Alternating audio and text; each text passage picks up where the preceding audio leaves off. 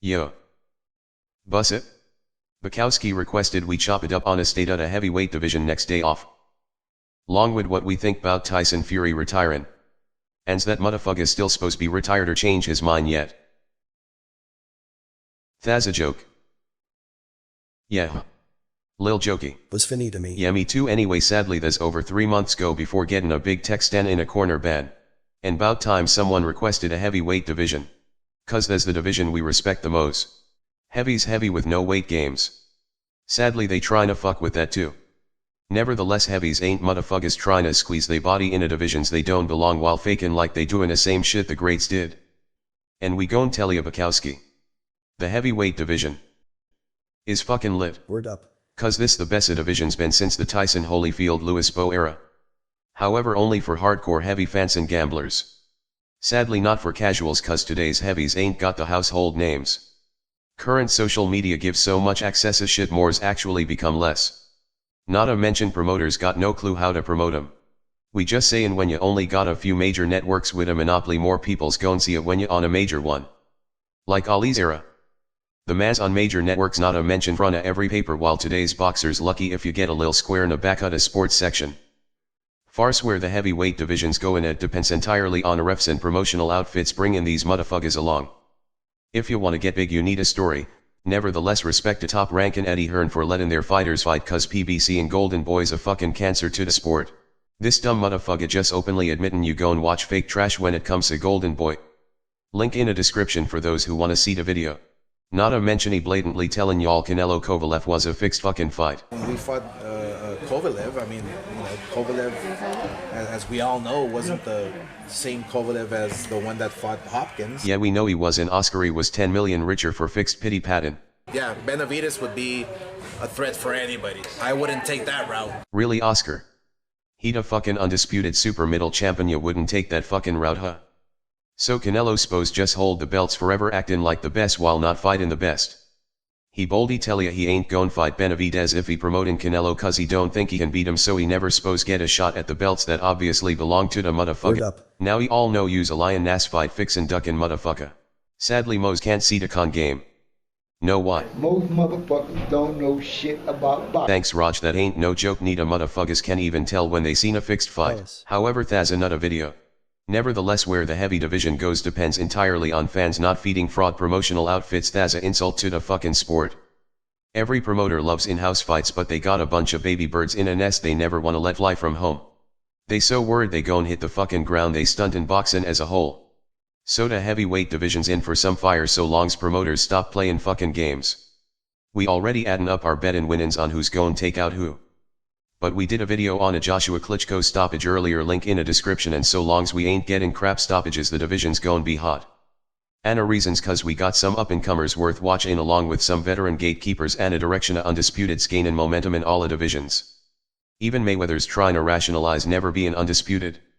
Fight fans getting smarter thanks to the YTBC, so he can't just blatantly lie no more since we educated motherfuckers. Yeah, thanks to the YTBC. Who we the godfather owners of. Yeah, we bought the fucking name when everyone shitted on it, so never fucking forget it. Word up. Ain't the only name we bought neither. Word up. But we got heavies with speed and skills coming up. Guys like Tony Yoka, gold medalist, beat Joseph Parker in a amateurs, one recent defeat in a pros problems. Yoka fight in bunch of punchin' bags and fucking bums, so he expect in a Dominic Brazil type career with him. Got a loss means nuttin' but he gon' get more less he gettin' nut a trainer cause he sluggish. See that? There's Yoka lookin' nattin' nut a bum. He ain't exactly the speed and skills type we mention, and we gon' get to them in a bit. Nevertheless we got guys like him in a run. Look out for a Jogba one defeat too, but he's still a man to watch. Hergovich and Frank the Cuban Flash, don't sleep on him motherfuckers. But how many y'all seen this fight? Who y'all think really won? Either way Zhang ain't lose no credibility. So add Zhang to the list. We wanna see fighters like Frank face a big name, but the motherfucker could potentially upset the apple cart.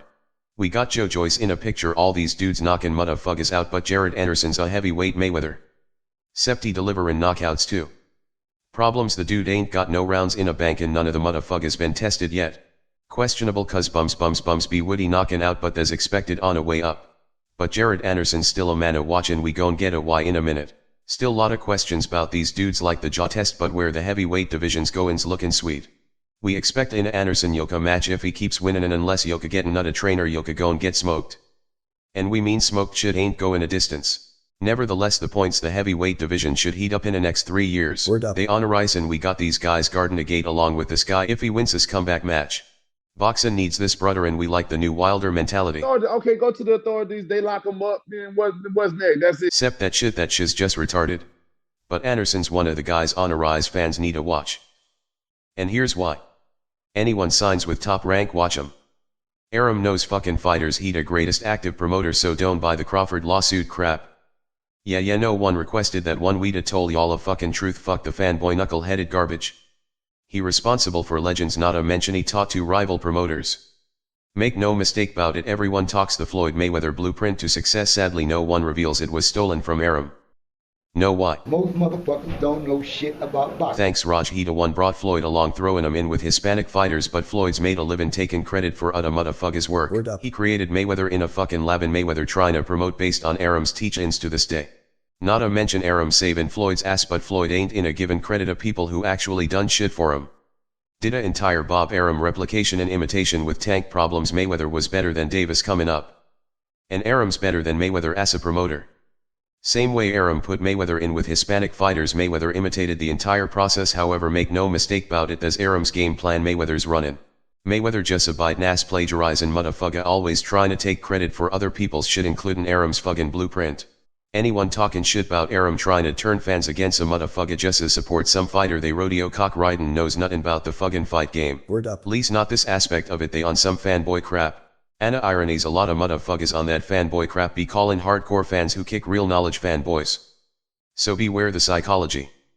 Cause when we say it, we'll prove it. Fuck yellin' facts, not a line we started was jacked. No problem supporting Mayweather, Garcia, Crawford or any other fighter over Arum, but that dude delivers fights and knows fighters, so no one puts stables together like Arum.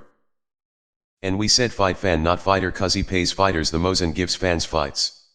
That's why we say all around for both fighters and fans. And no, he ain't perfect nor's any other promoter, so he don't wanna hear no shit from fans bout one or two lil things Arum did wrong compared to 50 million other promoters do. That man know what he clocking before all promoters, so he picking them first. That's another video, but we can do the fucking history and betcha shit gon' blow novices' minds realizing how many stars Arum's made. It ain't just Pac, Loma, Oscar, Stevenson, Crawford, Mayweather that's recent. Arum gets 'em when no one knows who in a fuck these motherfuckers is, nor cares bout signing 'em. They all chase Arum's creations after he creates 'em. Cause Arum know how to spot a fighter. Rest of these promoters only care when you got a shitload of wins in a pros. Arum interested before you ever step in a ring, cause he know what a fuck he seeing and doing. Hope that motherfucker live way past 100, promote until his last fucking dying breath. Cause he down to take any fighter cross any fucking streety that confident while they duck in fear. Everyone else got some bullshit, Arum's just down a fucking fight. Pointies, pay attention to anyone Arum signs, and Arum got Anderson, so watch him closely. And when we say any, we mean any division. So don't worry about no losses, cause these guys get losses from actually fighting one another rather than staying undefeated due to refusing to fight each other. Most Arum fighters with a loss gon' trump that undefeated motherfucker with not a promotional company. And he got the heavies, but Anderson's one of the guys on a rise fans need to watch. Big boys. 6'4", 5'7" in up, and don't sleep on shore neither, cause a guy knows how to box. He ain't explosive, but he got skills. And a punch. We ain't talking power when we say punch, we talkin' proper delivery. So the heavyweight division's looking sweet.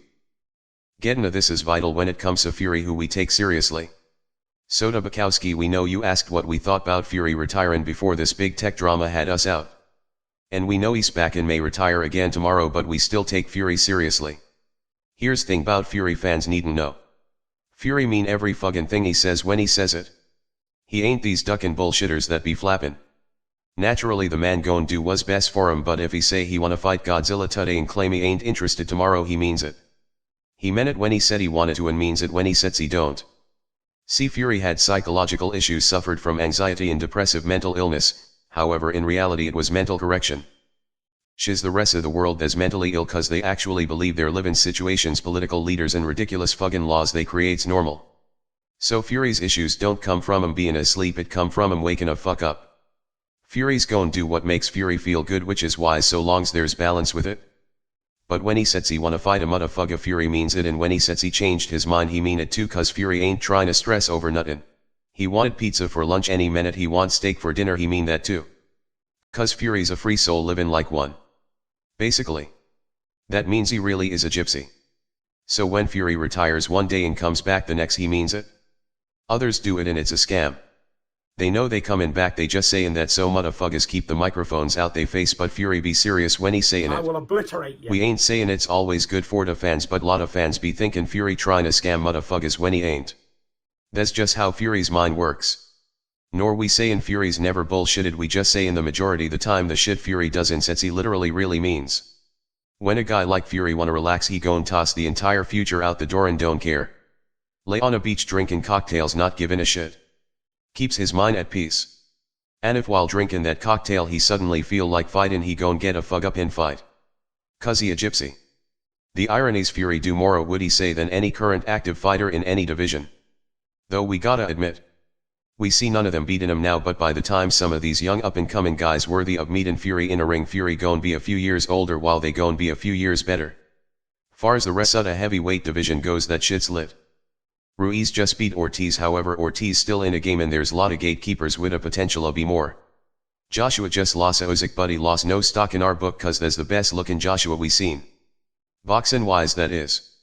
And no, he not callin' him a gatekeeper yet, we just sayin' he one of many major players in a division. All in all was the assessment, Bukowski. What we see in store for the heavyweight division's fucking fire. And a honest truth. In our view, shiz the most stacked division. Well, least for hardcores. Mix and match any the fighters we mentioned, you got a good fight and even potential fireworks. Simple's that. That's a rundown on a heavyweight division's direction. Respect to Bukowski. Any prospects or significant views on a division or a fighter you like, let us know. And until the next one. Peace. We out.